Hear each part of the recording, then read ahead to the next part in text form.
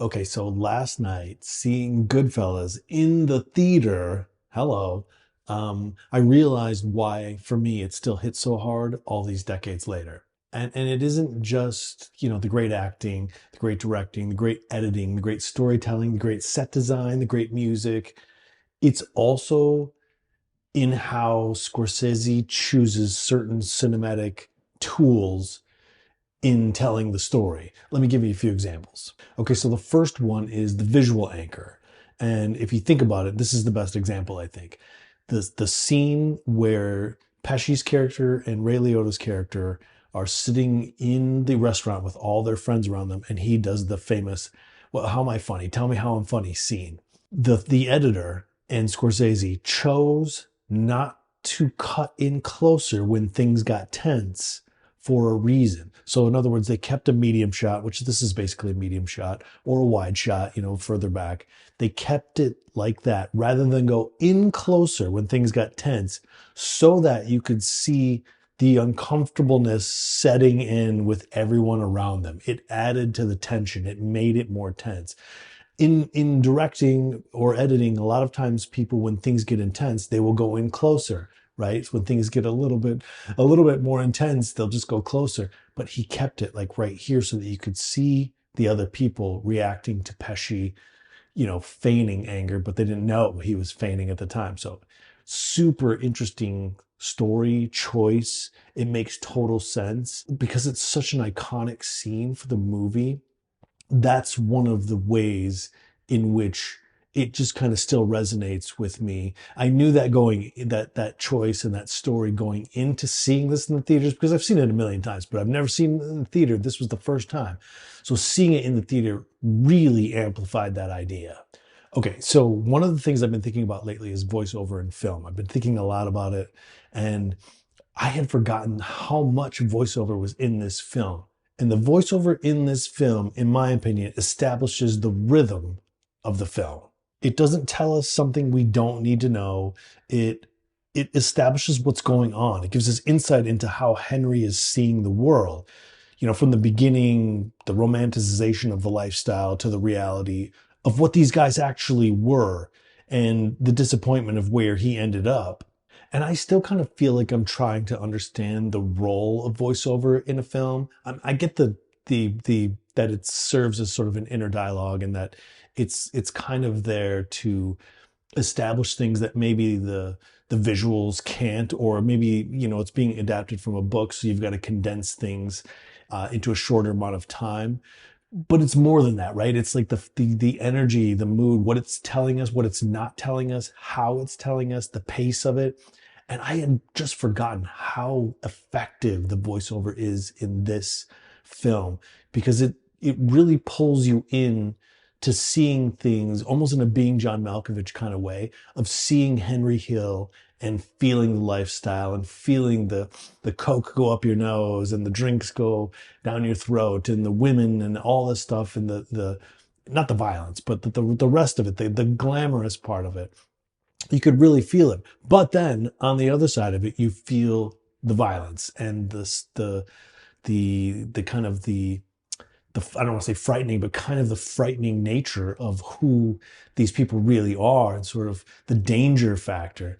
So to me, as much as anything else, it really pulled me and it made me feel closer to the character and closer to the story. And it's just interesting how much there was. I wasn't prepared for that it just continued all the way through.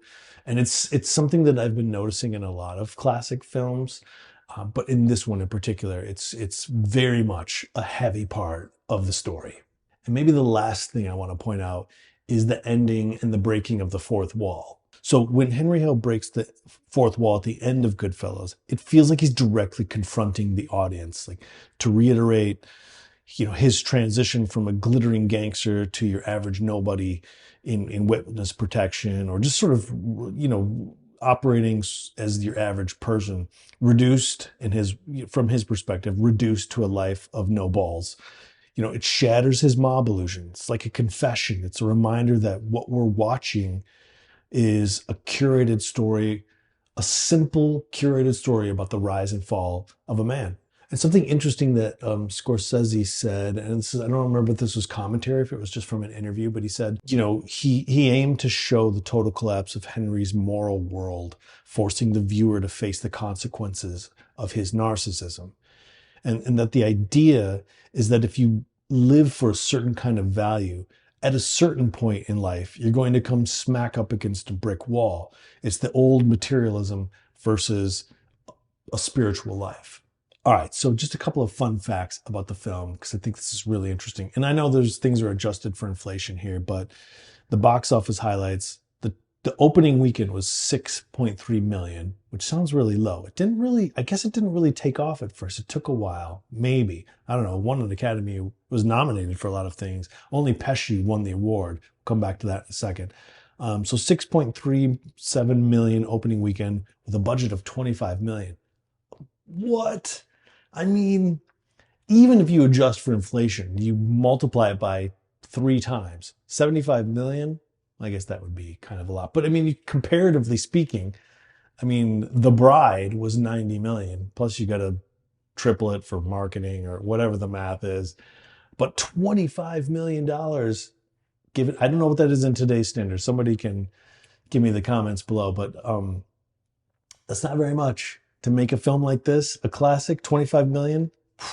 All right, so the total gross was about 47.1 million worldwide, which, you know, it's impressive for back then, but it's not like, you know, it kind of like I guess it must have been a slow burn. The image of Joe Pesci at the end when Liotta's doing his fourth wall thing, but he ends up at the house.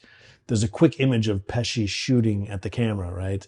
And I guess it's rumored to be an homage to the 1903 film, The Great Train Robbery, which is pretty interesting. And then lastly, the real life Henry Hill was expelled from the federal witness protection program in the early 1990s due to Hill's continued criminal activity, drug-related arrests, and reckless behavior, specifically revealing his true identity to neighbors while intoxicated, this leading to his removal from the program. Whatever, if you're going to be a gangster for life, I guess that's what you do, right?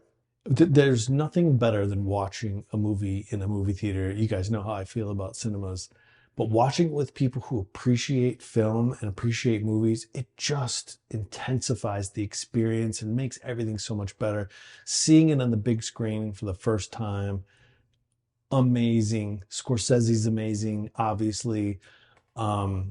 It's just one of the things that you always put into your memory bank, your old Dewey Decimal System or Rolodex or whatever the old world term is. Forever, it'll be there.